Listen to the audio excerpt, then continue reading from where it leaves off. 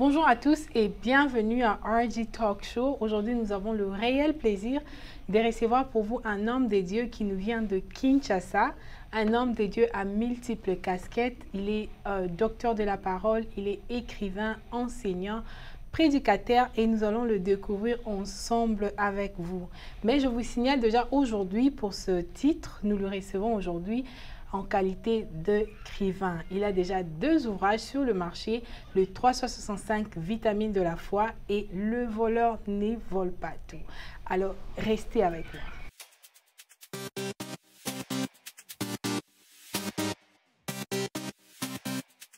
Bonjour, docteur Eka. Bonjour, Maman Abigail. Comment vous allez, papa? Dieu fait grâce et je suis vraiment dans la joie de me retrouver sur votre plateau pour cette grande émission Talk Show. C'est ça, non? Yeah, Talk Show. Alors, c'est un réel plaisir de vous avoir aujourd'hui. J'espère qu'en vous ayant ici sur ces plateaux, ça annonce de bonnes choses. Et j'espère que le peuple de Dieu sera béni en nous suivant aujourd'hui. Je l'espère aussi par la grâce. Je vous ai présenté, je vous ai dit que vous êtes un homme à multiples casquettes. Vous êtes docteur de la parole, vous êtes chantre. Pour les gens déjà qui ne connaissent pas, le docteur Louvois vient déjà de faire sortir un single qui est déjà sur YouTube. Félicitations. Oui. Déjà, je vous encourage d'aller suivre ça. Tapez juste docteur Louvois. Là, vous allez voir félicitations. C'est une belle mélodie. Vous serez bénis. Mais aujourd'hui, sur ces plateaux, je vous reçois en tant qu'écrivain. Et nous allons parler de ces livres. Bon, moi, j'ai essayé déjà de lire un tout petit peu. Mais je vous assure, les gens qui auront la chance d'avoir cet ouvrage seront bénis parce que ça parle de tellement de beaucoup de choses. Déjà, le titre est déjà bon. On va arriver. Mais ma première question était déjà de savoir combien de temps ça vous a pris pour réaliser cet ouvrage. Je dirais, merci d'abord pour la question, en profitant pour saluer nos amis qui nous suivent. Je dirais, ça fait aujourd'hui 3-4 ans, 4 années. Wow. Nous avons pris comme ça 3-4 ans pour écrire, je dis, ces fameux livres ayant comme titre « Le voleur ne vole pas tout ». Ouais, ouais. Déjà, pourquoi le titre « Le voleur ne vole pas tout » ? Oui, mais dans la vie, ça nous arrive de perdre des choses, de perdre des personnes importantes.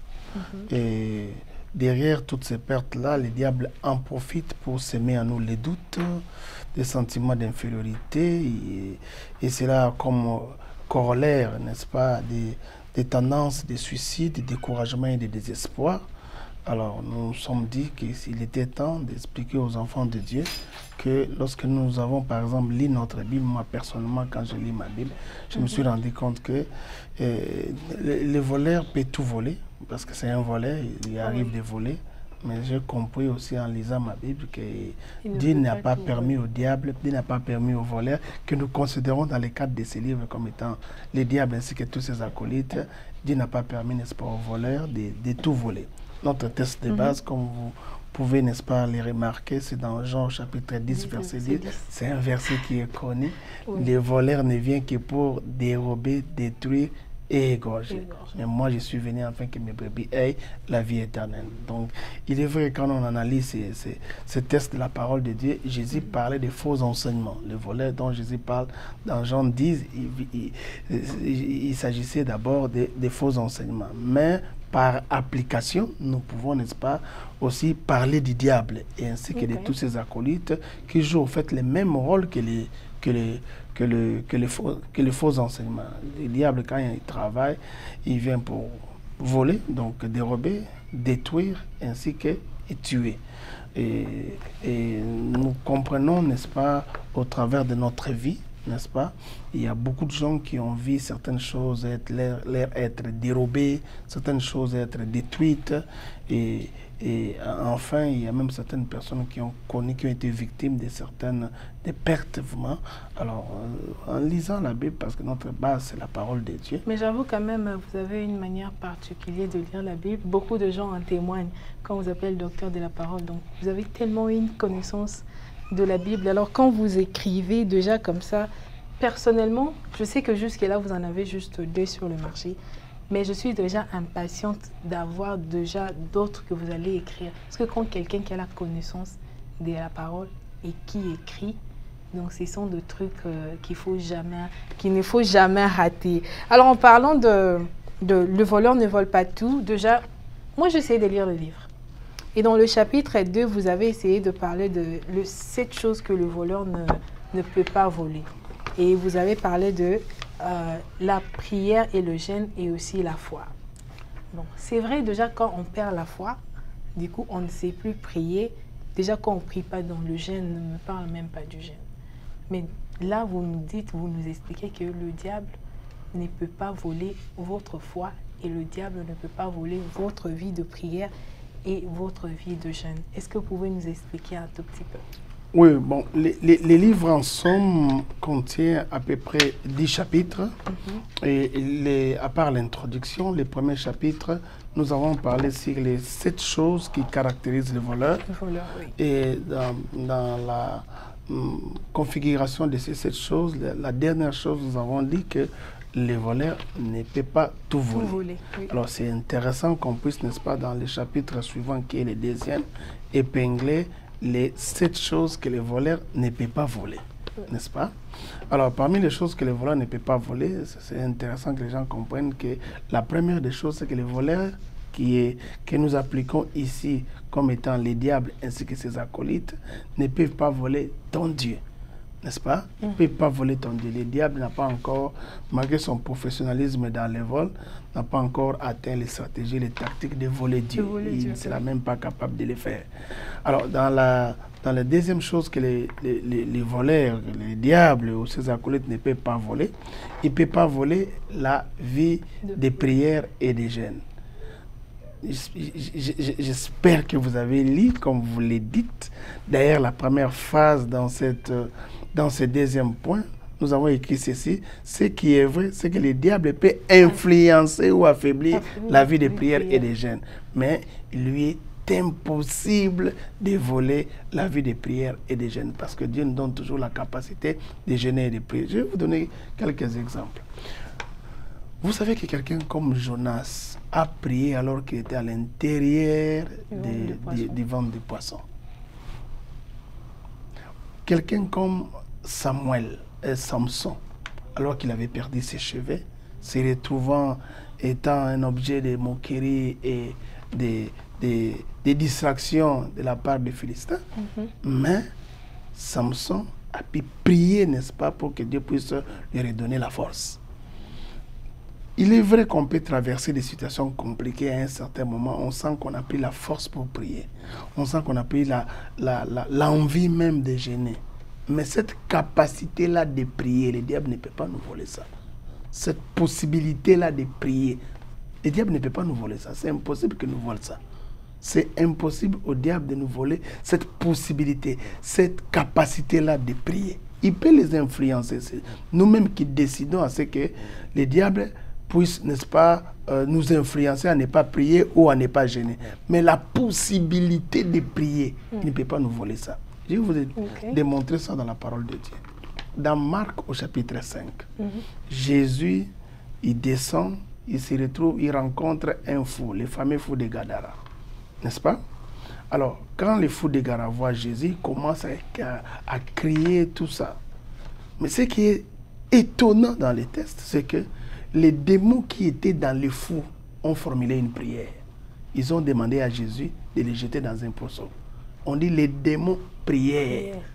Donc, les démons, malgré qu'ils sont démons, ils savent qu'ils ont toujours cette capacité-là d'adresser des prières à Dieu. Et ils l'ont fait. Ils ont eu ce courage-là de formuler cette prière à Jésus. Mais ce qui m'étonne dans ces textes est que Jésus a exaucé à cette prière. Il a envoyé ces démons auprès de pourceaux qui n'appartenaient même pas à l'oncle ou à la tante de Jésus. Donc si ces pourceaux-là appartenaient à d'autres personnes, envoyer des démons auprès de ces pourceaux, c'est une façon pour Jésus de se créer des problèmes. C'est la raison pour laquelle vous allez vous rendre compte qu'à la fin, on l'a chassé des villages.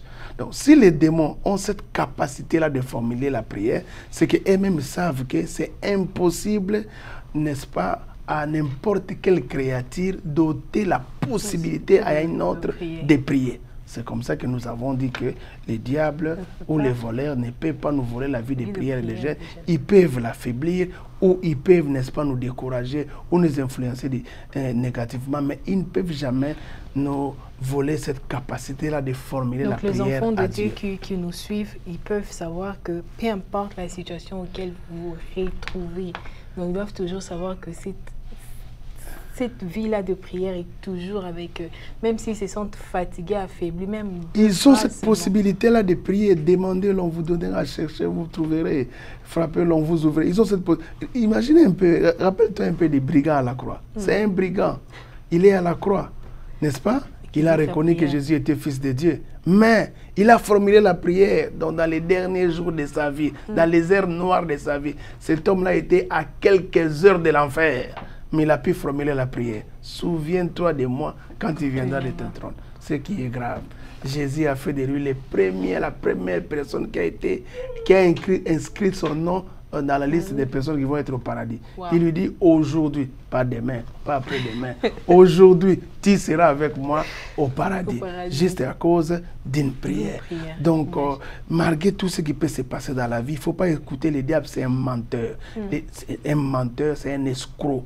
Il te donne l'impression comme si Dieu ne va pas t'écouter. Il te donne l'impression comme si tu ne peux pas prier. C'est faux. Dieu nous a donné la possibilité de prier et Dieu est là aussi pour nous exaucer. C'est la raison pour laquelle le diable ne peut pas nous voler la prière et la vie des jeunes. Ok. Aussi, vous avez parlé de la foi. Oui, c'est à peu près la même chose. Parce que, au fait, je suis parti d'où? J'ai remarqué que nous utilisons un langage de foi qui n'est pas biblique. Oh, non, le diable m'a volé la prière. Non, le diable ne peut pas te voler la prière. Il ne peut même pas te voler la foi. C'est impossible. Il peut te voler la capacité, le pouvoir. En fait, il peut influencer négativement ta prière ou il peut, n'est-ce pas, influencer négativement ta foi. Pourquoi? Parce que Romains 10, 17 dit ceci. Ainsi, la foi vient de ce qu'on entend. La foi vient de ce qu'on entend. Cela veut dire quoi? Dès qu'on entend, on peut directement enfanter la foi. Dès qu'on entend la parole de Christ, évidemment, on peut directement enfanter la foi. Est-ce que le diable est capable de fermer la bouche de Dieu pour que Dieu ne puisse pas parler? Impossible. C'est impossible que le diable ferme la bouche de Dieu pour que Dieu ne puisse pas parler. C'est impossible. Alors, comme le diable ne peut pas fermer la bouche de Dieu, et le diable ne peut même pas, aujourd'hui, nous amener au point de tuer notre capacité d'entendement, c'est que le diable n'est pas capable, n'est-ce pas, de nous voler la foi. Il ne peut pas nous voler la foi. Il ne peut en aucune occasion nous voler la foi. Il peut simplement nous influencer par rapport à la foi. Il ne peut pas nous voler la foi. C'est pratiquement impossible. Sinon, des gars comme des Bartimée, des gars comme la femme à la perte de sang, cette femme qui 12 ans d'Iran connaissait l'hémorragie. L'hémorragie, 12 ans. 12 ans d'hémorragie, s'il vous plaît. Je parle de 12 ans d'hémorragie. Non, mais une telle femme ne pouvait même plus avoir la foi. Mais quand on se rend compte, quand elle a entendu parler de Jésus, elle s'est dit en elle-même, si je puis seulement toucher le bord de son vêtement, je serai guérie. Elle est partie par derrière, elle a touché Jésus. Elle a été guérie instantanément. On ne retrouve pas ces genres de foi en tout cas. Aujourd'hui, non, c'est parce que nous avons depuis plusieurs années été trompés avec des enseignements comme quoi le diable est capable de nous voler la foi. Le diable ne peut pas nous voler la foi. Il n'a pas Dieu ne lui a pas donné ce pouvoir-là de nous voler la foi. Il peut simplement influencer notre foi de manière négative. Mais il ne peut pas nous voler la foi. Il ne peut en aucun cas nous voler la foi. C'est pratiquement impossible. Écoute ce que la Bible dit. Dans le livre de Jacques, la Bible dit, les démons croient que Dieu existe et ils ont peur. Donc, même les démons, à un certain moment, ils peuvent aussi manifester la foi. Ils croient que Dieu existe, mais ils ont peur. Si les démons peuvent manifester la foi, comment le diable est capable de nous voler la foi? C'est impossible au diable de nous voler la foi parce que le mécanisme qui amène la foi, c'est un mécanisme qui n'est pas contrôlé par le diable. C'est un mécanisme qui ne peut pas être contrôlé par le diable et Dieu n'a pas permis ça. Parce que Dieu sait que tout est possible à celui qui croit. Donc il ne peut pas permettre à ce que le diable puisse évidemment arriver à compliquer, à voler, à bloquer les mécanismes qui amènent la foi. Et cela nous donne le courage, l'espoir, la force à tous les enfants de Dieu peu importe dans quelles circonstances dans lesquelles tu te retrouves, peu importe des choses que le diable a volées, a détruites dans ta vie, au travers de ta foi, tu es capable, n'est-ce pas, de les récupérer. Et cela, c'est quelque chose de très, très important. Okay. Quand la Samson prie, il dit, Seigneur, Seigneur, donne-moi de me venger de mes ennemis. Mais il est entre les mains des Philistins. Il est entre les mains des Philistins qui symbolisent le diable. Mais il est quand même capable de croire que Dieu est capable de l'exaucer. Et vous savez, les ennemis qui ont été détruits lors de sa mort sont plus nombreux que ceux qu'il a détruits lorsqu'il était encore vivant. Donc vous voyez que le diable n'est pas capable, même pas un peu, de nous voler la foi. En fait, en passant, j'allais poser une question. Le diable vole, mais ne vole pas tout. Ouais. Bon, ça c'est une question que moi j'allais poser. Qu'est-ce que vous pensez que le diable a, bien sûr qu'il n'a pas tout volé, mais qu'est-ce qu'il a pu voler au corps du Christ, spécialement le Congo? Mais donnez-moi quand même quelques minutes de faire asseoir cette pensée, sinon les gens qui me suivent peuvent ne pas bien comprendre les choses que nous sommes en train d'aborder ici. Dieu a prévu, déjà dans l'Ancien Testament, qu'on pouvait, pour certaines personnes qui avaient des plantations lors de la récolte, qu'ils ne pouvaient pas tout prendre lors de la récolte, ils devaient laisser des résidus aux esclaves, aux orphelins et aux étrangers. Ça, c'est quelque chose de très important. Dans Lévitique 25, Dieu a prévu des choses. Dieu a prévu pour des personnes qui perdaient soit des biens ou qui perdaient leur identité, ils pouvaient retrouver leurs biens ou pouvaient retrouver, n'est-ce pas, leur liberté lors de l'année du Jubilé. Donc 50 ans après, les gens pouvaient retrouver leur liberté et leurs biens expropriés ou encore volés. Et il y avait aussi un mécanisme qu'on appelait dans la Bible le mécanisme des droits de rachat, où un proche parent pouvait, n'est-ce pas, se présenter et vous permettre, au travers du respect de certains principes, vous récupérer certains biens ou retrouver certaines libertés. Mais remarquez très bien, dans les jardins d'Éden, le diable a fait quoi? Il a amené les péchés au travers d'Adam et Ève pour voler tout ce que Dieu avait donné à Adam et Ève, la domination, tous les biens que Dieu leur avait donnés. Mais vous allez vous rendre compte que le diable n'a pas pu voler l'amour de Dieu. Parce que le même jour, Dieu a dit que la postérité de la femme écrasera la tête des serpents. Le diable n'est pas capable de tout voler. Cette postérité de la femme est venue au nom de Jésus-Christ à écraser la tête des serpents et à ramener l'homme dans les jardins d'Éden. Ça, c'est quelque chose de très important. Mais j'aimerais faire une précision. Beaucoup de gens pensent que toute la terre était le jardin. Non. Toute la terre, à l'époque d'Adam et Ève, n'était pas le jardin. Il y avait la terre et il y avait le jardin. C'est la raison pour laquelle, quand l'homme a péché, on l'a chassé du jardin. On ne l'a pas chassé de la terre. Mais au travers de la restauration que Jésus nous apporte, nous rentrons maintenant dans les jardins d'Éden. Donc nous avons l'impression comme si, quand nous quittons le livre de Genèse, nous avançons vers les évangiles ou jusqu'au livre d'Apocalypse. Mais en réalité, nous ne sommes pas en train d'avancer. Nous sommes en train de reculer vers le livre de Genèse. Et ça, c'est quelque chose de très, très important. Je vais donner encore un autre exemple. Et cela est très, très important. Vous allez vous rendre compte, par exemple, que le diable a volé à Job ses enfants, ses biens, sa dignité, même l'amour de sa femme. Parce que quand une femme dit « maudit Dieu et mère », là, ça devient quand même quelque chose de très, très important. Mais j'aimerais quand même faire cette précision-là parce qu'il y a des versets que je n'aime pas passer directement comme ça. Là. Quand Job perd ses biens, perd ses enfants, perd sa santé, qu'est-ce que sa femme dit? Qu'est-ce que Job lui-même d'abord dit? L'Éternel a donné et l'Éternel a ôté. N'est-ce pas? Est-ce que c'est l'Éternel qui avait ôté? Non. Mais je vois ça de beaucoup de deuil. Oh non, l'Éternel a donné, l'Éternel a ôté. Dans les cas de Job, est-ce que c'est l'Éternel qui a ôté? Non. C'est le diable qui avait ôté. Job avait une vision limitée des choses spirituelles. Il pensait que tout ce qu'on perdait venait de Dieu. Alors que dans les tests réels, on voit que le fait de perdre ses biens, sa santé, ça venait du diable. Donc le diable, déjà dans ces tests-là, était un voleur. Tu dis? Dieu avait permis. Dieu a permis parce que rien ne peut se faire sans que Dieu ne permette. Mais ce n'est pas Dieu qui a été l'agent qui a détruit la vie de Job. Et ça, c'est très important. Parce que si vous prenez Dieu comme l'agent destructeur, directement, vous avez une vision d'un Dieu méchant. Alors qu'il n'y a aucun être dans ce monde qui peut être infiniment bon comme Dieu, infiniment amour comme Dieu. Oh mon Dieu, Satan a commis le péché, mais Dieu ne l'a pas manifesté, Dieu ne lui a pas manifesté l'amour comme il l'a manifesté auprès de nous. Regardez le verset que nous tous nous connaissons, Jean 3,16. Dieu a tant aimé. Je me pose toujours la question, pourquoi on ne dit pas Dieu a aimé? Si on disait Dieu a aimé, les gens n'allaient pas comprendre. C'est pourquoi il y a tant. Dieu a tant aimé. Je vais vous parler d'un Dieu infiniment bon. Quand je dis infiniment bon, je ne sais pas calculer la bonté de Dieu. C'est ça le problème que j'ai eu avec toi maintenant là. Je ne sais pas calculer, mesurer la bonté de Dieu. C'est pourquoi je parle d'infiniment bon, infiniment amour, infiniment fidèle. Bon, là j'en passe. Mais comprenez simplement, et ça c'est quelque chose de très important, malgré qu'on lui avait pris les biens, on avait pris l'argent, on avait pris l'identité, on avait pris les enfants, mais dans Job chapitre 19 verset 25, Job, il a écrit quelque chose de fabuleux. Je sais que mon Rédempteur est vivant, mon Dieu, et il s'élèvera le dernier. Bon, il y a des versets que je n'aime pas passer comme ça là.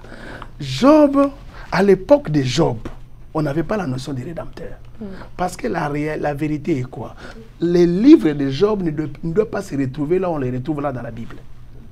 Okay. Oui, oui. La Bible n'a pas écrit, n'a pas classé les livres de manière chronologique. Les livres de Job doivent se retrouver entre Genèse 10, 11 et 12. Pourquoi? Parce que quand vous lisez les livres de Job, vous ne verrez jamais où on parle du temple, ni de la synagogue, ni du tabernacle. N'est-ce pas? Vous ne verrez jamais là où on parle du Dieu d'Abraham, d'Isaac et de Jacob. Vous ne verrez jamais où on parle des sacrificateurs d'Aaron, des Lévites et des derniers enfants. Vous ne verrez pas ça. Alors que quand vous quittez déjà Abraham, et dans la suite, on vous parle du Dieu d'Abraham, d'Isaac et de Jacob, et dans la langue, on vous parle de Moïse. Donc quand vous lisez ces livres-là, vous comprenez que la meilleure manière de classer ces livres dans la Bible, c'est entre Genèse 11 et Genèse 12. Donc Job est un contemporain d'Abraham. Et ça, c'est quelque chose de très important. Mais déjà à cette époque-là, les gars avaient une très grande révélation. Dieu avait fait l'alliance avec Abraham, mais on voit Job qui n'était pas dans l'alliance avec Abraham, mais qui connaissait Dieu. Et ça, c'est quelque chose de très très important. Parce qu'aujourd'hui, les gens disent, il est Dieu d'Abraham, d'Isaac et de Jacob, mais Job n'avait pas le Dieu d'Abraham, d'Isaac et de Jacob, mais il avait un contact avec Dieu. Donc certaines personnes peuvent se retrouver dans la loi, mais d'autres peuvent se retrouver dans la grâce. Bon, là j'en passe. Je peux aller. La notion du Rédempteur, ce qu'on appelle les droits de rachat, nous le retrouvons dans Lévitique 25. C'est la première fois où on parle du Rédempteur dans la Bible. Quand je suis dans Lévitique, c'est que j'ai quitté Genèse, Exode, Lévitique, donc j'ai déjà quitté ça. Mais comme nous avons replacé les livres de Job entre Genèse 11 et 12, dont la notion du Rédempteur n'était pas connue. Mais cet homme-là qui vivait entre Genèse 11 et 12 avait la notion du Rédempteur. C'est qui un Rédempteur? Un Rédempteur qu'on appelle Sheol, c'est celui qui a la capacité de t'aider de récupérer les choses que tu as perdues. C'est ça un Rédempteur. Un Rédempteur t'aide à récupérer les choses que tu as perdues. Mais écoute ce que Job dit, alors qu'il a perdu les biens, les enfants, la dignité, la réputation. Il dit, je sais que mon récupérateur, c'est ça le Rédempteur, je sais que mon récupérateur est vivant. Non, non. Job nous amène dans une dimension qui dépasse même les évangiles. Ça veut dire quoi? Job croyait que les Rédempteurs viendraient, il payerait la rançon qui est le sang que Jésus a payé à la croix et il ressusciterait. Job est déjà dans cette dimension-là. Il voit les Rédempteurs qui viennent, qui payent la rançon, qui meurent après 3 jours et qui ressuscitent. C'est comme ça qu'il parle, pas d'un Rédempteur, mais d'un Rédempteur vivant, mais qui s'élève le dernier. Pour venir quoi? Pour l'aider à récupérer les biens. C'est comme ça que la conclusion du livre de Job était très simple. Quand Dieu a rétabli Job, il a reçu le double de ce qu'il avait reçu. Le double de ce qu'il avait perdu. Donc vous voyez que le diable ne peut pas tout voler parce qu'il est incapable de voler. C'est comme ça que je dis, docteur, que le diable n'a pas tout volé. Mais qu'est-ce que vous pensez qu'il a volé au moins du corps du Christ? Non, je voulais d'abord asseoir la notion que le diable ne peut pas tout voler. Je peux aller dans beaucoup de choses dans la Bible parce que c'est tellement intéressant. Vous savez que le diable, en chassant l'homme du jardin d'Éden, n'est-ce pas? Il a chassé l'homme du jardin d'Éden. Mais quand Jésus le Rédempteur est venu, qu'est-ce qu'il a fait? Il n'a pas redonné à l'homme un jardin, mais une ville. Parce que la nouvelle Jérusalem sera une ville et non un jardin. En chassant l'homme du jardin d'Éden, qu'est-ce qui s'est passé dans les jardins d'Éden? l'Éternel descendait vers le soir, il parlait avec l'homme. Mais quand Jésus est venu, Dieu ne descend plus le soir pour parler avec l'homme. Dieu habite maintenant dans l'homme, 24 heures sur 24. Vous voyez?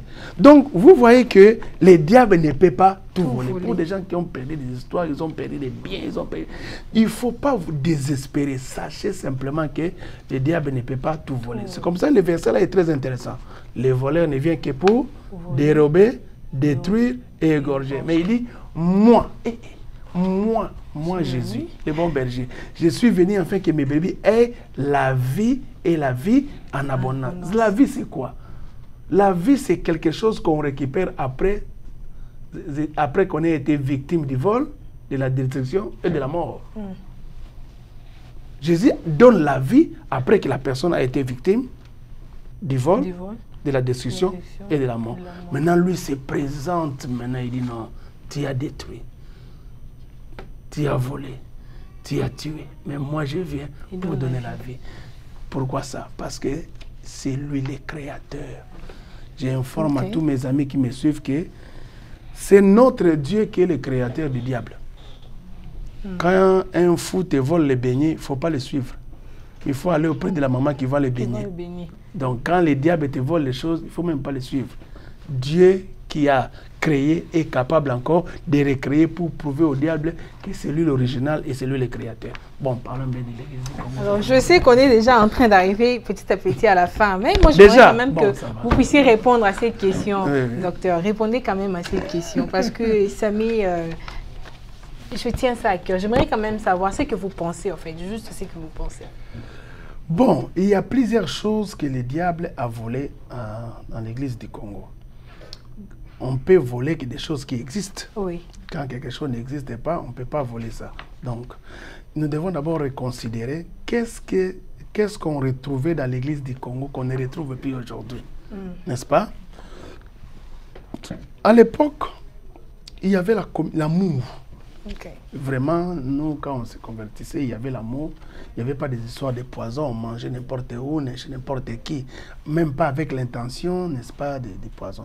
On ne retrouve pas ça aujourd'hui. Vous savez qu'il y a des gens, même quand ils vont aller prêcher, ils viennent avec leurs propres verres et avec leurs propres bouteilles d'eau. Et ça, c'est quelque chose qui n'existait pas. Le diable a volé l'amour. Parce qu'à l'époque, il n'y avait pas des histoires de guerre de leadership qu'on voit aujourd'hui. Il n'y en avait pas. Le diable a volé même le vrai évangile. Parce que je ne comprends pas. Il y avait des gens à l'époque, quand ils se convertissaient, vous sentez que la personne est vraiment convertie. Mais aujourd'hui, il y a des conversions qui ne se fait pas accompagner des fruits de repentance. Alors on se pose des questions. C'est la raison pour laquelle dans nos églises, on a peu de chrétiens, mais on a beaucoup de païens christianisés. Ils connaissent tout de l'église, ils connaissent même des versets, mais ils ne sont pas chrétiens. Ils sont des païens christianisés. Ça, c'est vraiment un problème. Le diable a volé à l'époque un chrétien. Il ne le disait pas, mais on le voyait. N'est-ce pas? Même dans l'appellation des chrétiens. Ce n'était pas une appellation que Jésus a laissée. Mais les gens voyaient Jésus au travers des disciples qui le suivaient. Donc, vous voyez les comportements, les attitudes, les fruits de Jésus au travers des disciples qui les suivaient. Vous voyez? Mais aujourd'hui, être chrétien, c'est devenu comme un credo, un slogan. Alors que souvent, même certaines personnes qui se disent chrétiens, on ne voit pas les fruits, les signes, les symboles du chrétien les accompagner. Et ça, c'est quelque chose. À l'époque, un chrétien, il ne pouvait pas se réveiller sans la prière. Il ne pouvait pas, n'est-ce pas, commencer la journée sans la prière, sans lire sa Bible. Il y avait quand même cette... Aujourd'hui, on ne voit pas ça. On ne voit pas ça. Il y a des gens aujourd'hui qui ne prient pas, mais ils sont chrétiens. Même certains qui ne prient pas, mais qui peuvent prêcher. Prêcher la parole de Dieu. Et ça, c'est quelque chose. Le diable a volé la crainte de Dieu. Vous savez, la sainteté, n'est-ce pas? Quiconque invoquera le nom d'Éternel doit s'éloigner de l'iniquité, n'est-ce pas? La sémence de la sainteté divine que nous recevons lorsque nous recevons Jésus-Christ nous pousse aussi à craindre Dieu, à vivre dans la sainteté pour aimer, pour démontrer l'amour qu'on a vis-à-vis de ce Dieu. Mais c'est quand même quelque chose qu'on ne voit pas aujourd'hui. Le diable a volé aussi cette capacité. Pour moi, le socle, c'est vraiment l'amour. Ou quand un frère tombe, on le critique. Ce sont des choses qu'on ne voyait pas autrefois. Quand un frère tombait, on plairait. Vous voyez, Je vais vous donner quelque chose, une image, c'est une image très très forte. Le Seigneur m'a parlé de ça il y a quelques jours. David est loin pour remplacer Saül. Et tout le monde connaissait ça. Mais quand Saül meurt, David pleure. C'est profond. David devait être dans la joie.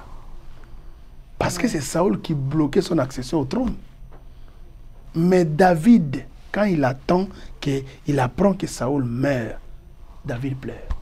Il écrit même tout un psaume, le funèbre de Saül. Wow. Pourquoi les héros sont-ils tombés? Alors que c'était un adversaire. Donc, c'est ce cœur du chrétien qu'on en a plus. Qu'on a plus. On a plus. Aujourd'hui, on se réjouit pour ceux qui tombent alors qu'on devait pleurer. Heureusement qu'il n'a pas tout volé. Non, heureusement c'est la raison pour laquelle on en parle. Il y a encore l'amour de Dieu, donc il n'a pas tout volé. Non, c'est la raison pour laquelle on en parle et nous croyons que le Seigneur, au travers de ces livres, nous aidera à récupérer tout ce que le diable a volé. Moi aussi, je le crois. En fait, encore dans le livre, vous avez parlé de 30 conséquences du péché. Mais souvent, quand on l'a dit, on dit que le salaire du péché, c'est la mort. J'aimerais peut-être que vous puissiez expliquer peut-être une minute, un tout petit peu. Une minute. Waouh. Bon, le vrai problème, c'est qu'il y a des gens qui lisent la Bible en termes de versets. Alors qu'il fallait lire la Bible en termes de la pensée de Dieu. Parce qu'un verset, des fois, ne résume pas toute la pensée de Dieu. Et ça, c'est très important. Et j'informe d'ailleurs nos amis ici que quand il rencontrera Jean, quand il rencontrera l'apôtre Paul, il ne faut pas lui poser la question Colossiens 1,16. Parce que les apôtres n'ont pas laissé des versets, n'ont pas laissé des chapitres. Ils ont laissé juste des livres. Et ça, c'est quelque chose de très, très important. Donc, quand on parle du salaire du péché, c'est la mort. C'est une des conséquences du péché, mais elle n'est pas la seule.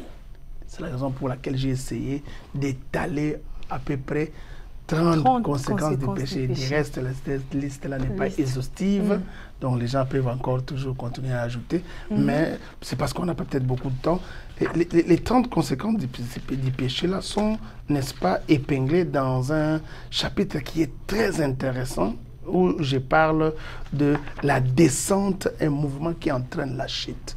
En fait, ici, je suis en train de faire une analyse détaillée de la parabole du bon samaritain.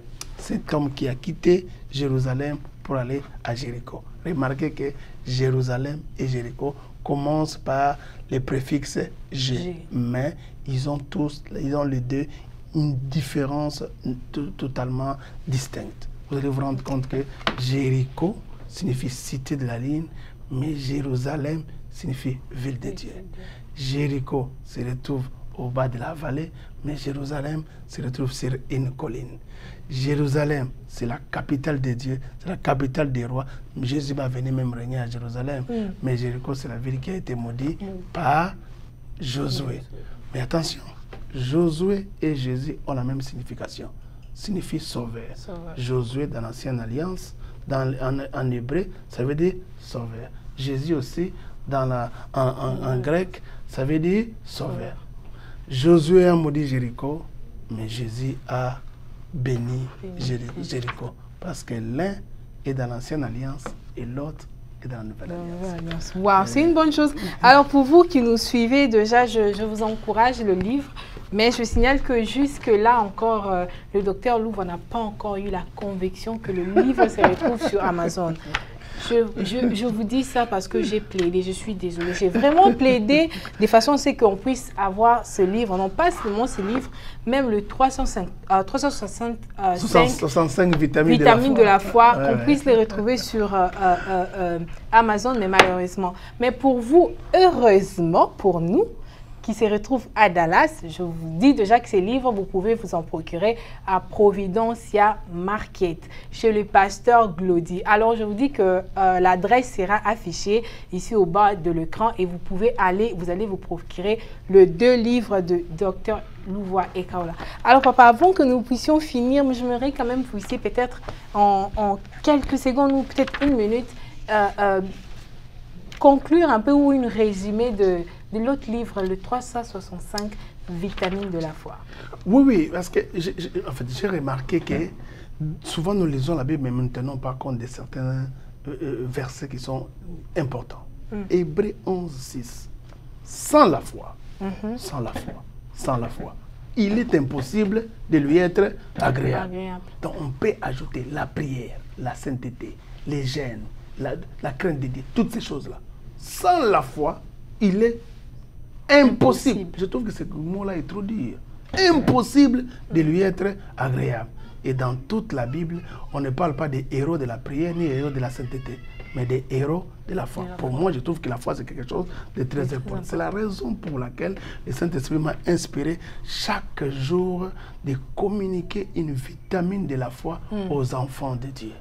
Et c'est comme ça que dans ces livres-là, vous avez chaque jour une vitamine de la foi qui sont faites des citations autour de la foi, mais qui reboostent, qui boostent d'ailleurs et redynamisent la foi des enfants de Dieu pour leur permettre de vivre des exploits chaque jour. Il y a des citations là-bas qui peuvent vous couper le souffle. Ah oui. Sans la foi, il est impossible de vaincre, mais avec la foi, il est impossible de perdre. C'est un livre, moi je sais d'ailleurs, je ne pouvais pas m'en passer quand j'avais l'opportunité d'avoir ces livres-là parce que je me disais, ah, j'ai besoin de ces livres parce que chaque jour de notre vie, on a besoin d'être boosté. C'est comme si chaque jour, quand on se réveille, on a par exemple des citations dans nos téléphones qui nous disent, oh, aujourd'hui ça va être une belle journée. Mais quand tu peux te réveiller et lire et regarder, waouh! Donc, il y a quelque chose pour moi. Je garde encore la foi. C'est très important. C'est sorti de la bouche du maître. Ah. Tout est possible à celui qui croit. Tout est possible à celui qui croit. Or, nous savons aussi que la même Bible dit « Rien n'est impossible à Dieu ». C'est Jésus qui l'a dit. Donc, il n'y a que 2 personnes sur cette terre ou dans ce monde pour qui rien n'est impossible. Dieu, là, ça ne nous étonne pas. Mais la personne qui a la foi. Mais c'est profond, c'est comme si ça nous met au même niveau que Dieu, parce que rien n'est aussi là, impossible. Vous entrez déjà dans la philosophie du livre, où nous disons que la foi nous inscrit dans la même classe que Dieu. Oui, nous pouvons ne pas être Dieu, mais créer comme Dieu. Ah, ça c'est bien. Alors nous sommes arrivés à la fin. Est-ce que, Dr Louvois, vous avez écrit déjà des ouvrages, mais est-ce que nous pouvons nous attendre encore à beaucoup de livres? J'en appelle à tous les personnes qui aiment Dieu et qui aiment les choses de Dieu. Si je pouvais avoir vraiment des supports ou encore des partenaires financiers, cette année, je peux sortir même comme ça 15 ou 20 livres. Wow. Donc, je suis préparé à cela. Mais par la grâce de Dieu, je crois que d'ici quelques mois, je vais sortir les livres sur Beraka, la bénédiction expliquée autrement. Parce que je me suis rendu compte qu'on n'explique pas très bien la bénédiction. Alors je vais expliquer la bénédiction au-delà de posséder des biens matériels, la bénédiction au-delà de toutes ces choses-là. Alors je vais vraiment expliquer tout ça. Et je vais expliquer les livres que j'ai écrits pour permettre à ce que mon album qui s'intitule Intouchable soit bien compris par les gens. Je suis en train d'écrire un livre sur Intouchable. La race des intouchables. Wow. C'est presque déjà fini. Et le 3e livre que je vais faire sortir, c'est Dieu est tout puissant, mais il est incapable de s'adorer lui-même. Ok, merci beaucoup. C'était vraiment un plaisir de discuter avec vous aujourd'hui, de vous avoir sur ces plateaux. Alors moi, je suis déjà en train d'anticiper déjà la sortie de ces livres-là, parce que jusque-là, j'en ai déjà 2. Déjà. Donc je ne peux pas me fatiguer. Comme je vous disais, mon ami là, je salue Roland qui a dit « Ah, les docteurs Louvois, non, celui-là, vraiment la connaissance de la parole de Dieu, je ne sais pas les comparer avec qui. » Alors j'ai l'impression de personnes comme vous, quand vous prenez vos connaissances là, vous le mettez sur livre. Alors nous, les enfants, nous ne pouvons que supporter et acheter les livres et pour bien connaître, peut-être être dans le même niveau que vous, si je peux me permettre de le dire comme ça, pour connaître aussi des pensées de Dieu et ce que vous avez à dire. Alors c'était vraiment un plaisir. Merci beaucoup. C'est plutôt moi qui vous remercie, Maman Abigail. Évidemment, votre mari Héredi pour m'avoir invité. J'ai beaucoup aimé les plateaux, le professionnalisme qu'il y a ici. Waouh, ça m'a coupé le souffle et que Dieu continue, n'est-ce pas, de vous bénir.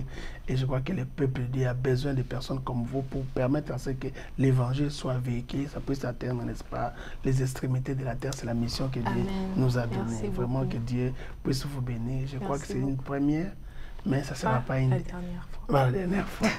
Ok, pas la dernière fois. Alors, vous qui nous avez suivis du début jusqu'à la fin, nous vous disons merci. C'était un plaisir de savoir que vous continuez toujours de nous suivre, vous continuez toujours de nous supporter par vos messages, vos commentaires qui nous est vraiment très chers. Alors, supportez l'homme de Dieu, achetez le livre. Je vous ai déjà dit, l'information sera affichée en bas où vous pouvez vous en procurer ici à Dallas et restez branchés pour de choses qui arrivent, encore de bonnes choses avec le docteur Louvois et Kaola. Surtout, allez sur YouTube et téléchargez et écoutez la chanson Félicitations. Vous serez bénis. Quant à moi, je vous dis déjà au revoir et à très bientôt.